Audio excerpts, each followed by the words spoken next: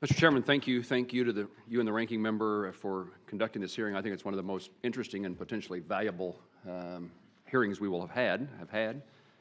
And what a great development would be if we can reduce the military necessity and the loss of life that comes from military action in fighting terror, if we can keep it from occurring in the first place. So thank you for being here. Thank you for your testimony.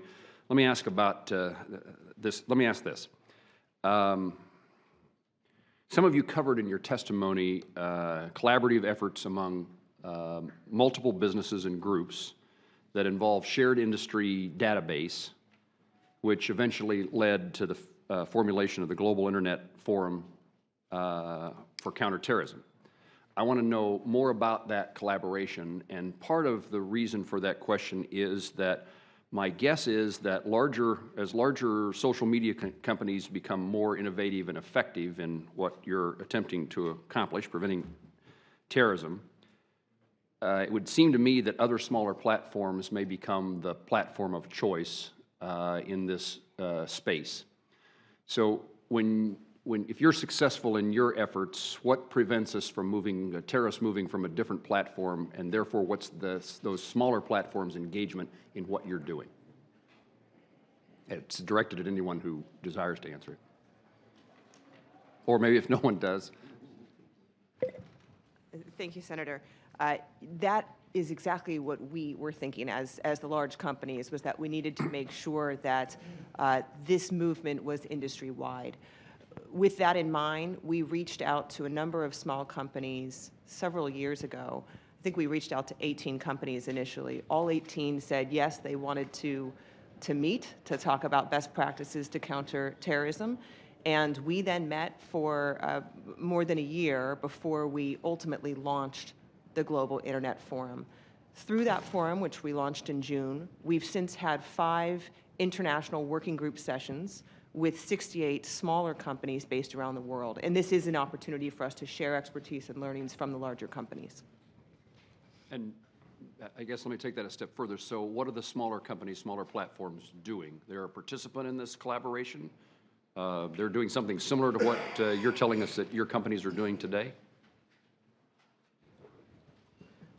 Yes, Senator. Often they are learning from what we are experiencing as the larger platforms in terms of the conduct that we see from bad actors, the policies we've put in place, and how we're thinking about using technology and people to combat those threats. Anyone else?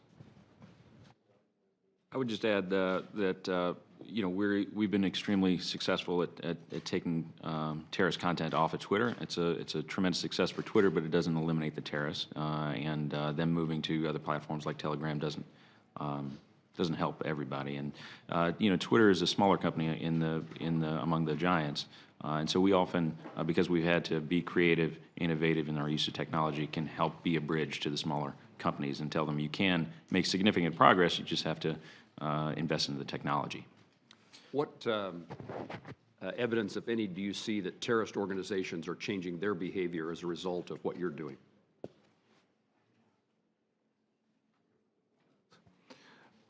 There is open, you know, in some of their forums right now, they're trying to find a platform where they can go in a secure fashion, communicate and you know, push their propaganda around the world.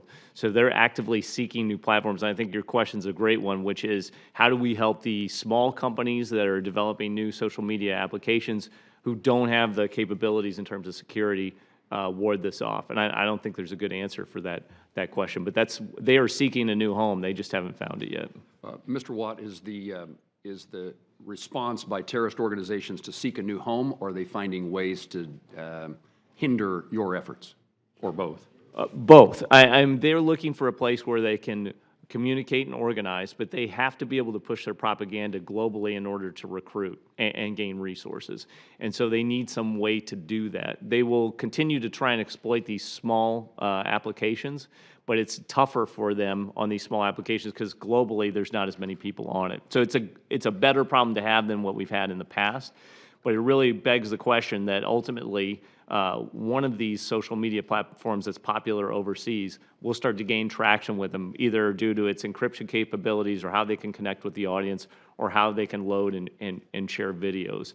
And I think this is important across all extremist groups. If you look at some of the platforms that are out there, Reddit, 4chan, these anonymous platforms, they also can be great tools, and it'd be great to see them integrated with the bigger companies that have way more capability to detect that activity. Thank you very much. Thank you, Mr. Chairman.